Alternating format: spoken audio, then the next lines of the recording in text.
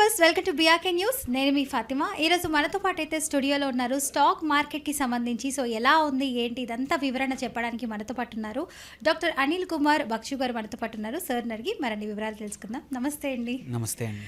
ఎలా ఉన్నారు sir? Wonderful అండి. సార్, ఈ మధ్య కాలంలో చాలా మంది మ్యూచువల్ ఫండ్స్లో లంసమ్ని ఇన్వెస్ట్ చేస్తున్నారు సార్. అసలు లంసమ్ అంటే ఏంటి, ఎలా ఇన్వెస్ట్ చేసుకోవచ్చు, అసలు చేయొచ్చా లేదా, దీని గురించి కూడా ఒక వివరణ ఇచ్చేయండి.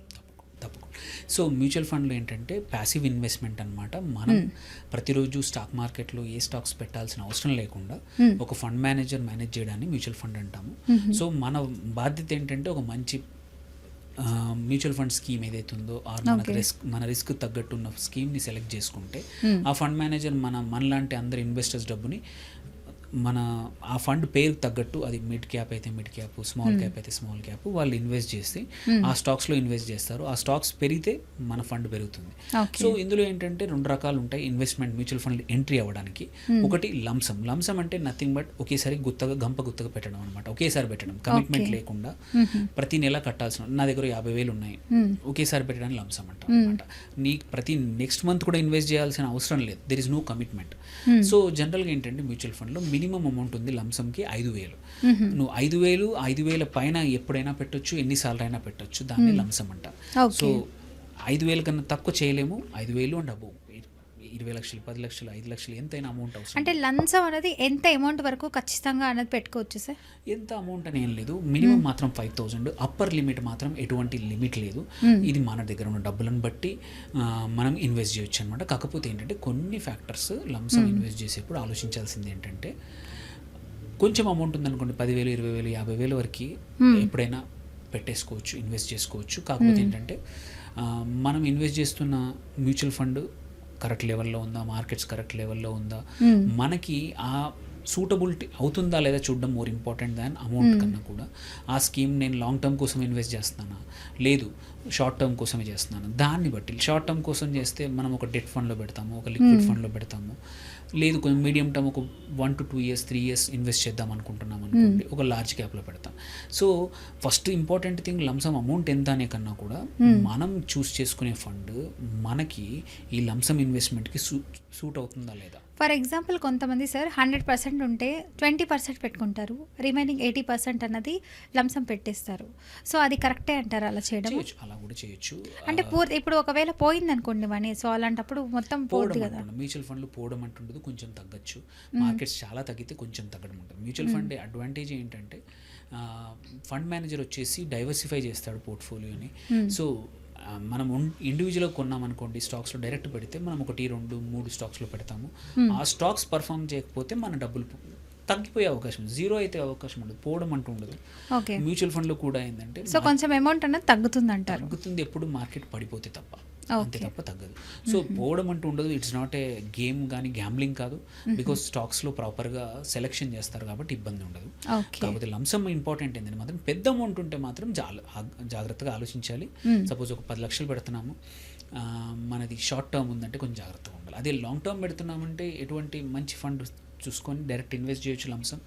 లేదు ఇంకా నాకు భయాలు ఉన్నాయి, నెక్స్ట్ 1 or 2 monthsలో మార్కెట్ పడిపోయినప్పుడు నేను పెట్టిన 10 లక్షలు 9 లక్షలు అవుతాయా, 9.5 అవుతాయా, అంటే 5% తగ్గుతుందా, 10% తగ్గుతుంటే నేను తట్టుకోలేననే వాళ్ళు ఉంటారు. నీకు డబ్బులు అవసరం లేదు, ఈ 10 లక్షలు 3 సంవత్సరాలు 4 సంవత్సరాలకు అవసరం లేదు.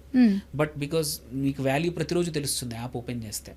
సో నువ్వు యాప్ ఓపెన్ చేసారే, నేను 10 పెట్టాను, 3 నెలలు అయింది, 9.5 అయింది అని బాధపడుతుండే వాళ్ళు ఉంటారు. అలాంటి తట్టుకోలేరు కొద్దిమంది అనమాట. అలాంటి వాళ్ళకి ఏంటంటే ఇంకొక ఆప్షన్ ఉంటుంది, call systematic transfer plan, STP అంటాము. STP అంటే ఏంటంటే డైరెక్ట్గా ఒక ఈక్విటీ ఫండ్లో పెట్టకుండా, లెట్స్ మనం ఒక 5 years పెడదాం అనుకుంటున్నాము, నా 5 yearsకి ఒక మిడ్ క్యాప్ ఫండ్ మంచిది, కానీ డైరెక్ట్గా నాకు పెట్టడానికి భయంగా ఉంది, నా దగ్గర 10 లక్షలు 20 లక్షలు ఉన్నాయి అనుకున్నప్పుడు సిస్టమాటిక్ ట్రాన్స్ఫర్ ప్లాన్లో ఏం చేస్తామంటే డబ్బులు మన అకౌంట్లోంచి డైరెక్ట్గా ఏదైతే కంపెనీ యొక్క మిడ్ క్యాప్ ఫండ్లో, example HDFC mid cap opportunity ఫండ్లో పెడదాం అనుకుంటున్నాం. పెడితే HDFCకి సంబంధించిన లిక్విడ్ ఫండ్ అని ఉంటుంది, ఆర్ షార్ట్ డ్యూరేషన్ ఫండ్ అని ఉంటుంది. అందులో మనం 10 లక్షలు కానీ 20 లక్షలు మన అమౌంట్ మొత్తం లంసమ్ అక్కడ ట్రాన్స్ఫర్ చేస్తాం. చేశాక అక్కడి నుంచి మనం కావాలంటే ప్రతిరోజు కానీ ఆర్ ప్రతి వారం కానీ, సపోజ్ మన లాంగ్ టర్మ్ ఉంది, ఒక 5 years అనుకుంటున్నప్పుడు మన ఈ 20 లక్షలు ఉన్నాయి అనుకుందాం, 20 లక్షల్ని 20 వారాలు ప్రతి వారం లక్ష అంటే 20 వారాలు అంటే దగ్గర దగ్గర 4 నెలలు 5 నెలలు అనమాట. So 4.5 months average market up అయినా డౌన్ అయినా ప్రతి మనం సెలెక్ట్ చేసుకున్న రోజు లెట్స్ ఎవ్రీ వెనస్డే నాది ₹1,00,000 నా లిక్విడ్ ఫండ్ నుంచి ఈ మిడ్ క్యాప్ ఫండ్కి వెళ్ళాలి అని మనం ఒక ఆర్డర్ ఇచ్చేయచ్చు అనమాట. దాన్ని సిస్టమాటిక్ ట్రాన్స్ఫర్ ప్లాన్ అంటాం. సో ఆ ఎస్టీపీ ఆర్డర్ పెట్టుకోవచ్చు మ్యూచువల్ ఫండ్ కంపెనీస్తో యాప్ ద్వారా కానీ మీ ఫండ్ డిస్ట్రిబ్యూటర్ వాళ్ళు కానీ అడ్వైజర్ ద్వారా మీరు డిటర్మైన్ చేయొచ్చు. వాళ్ళు ఒక ప్లాన్ క్రియేట్ చేస్తారు.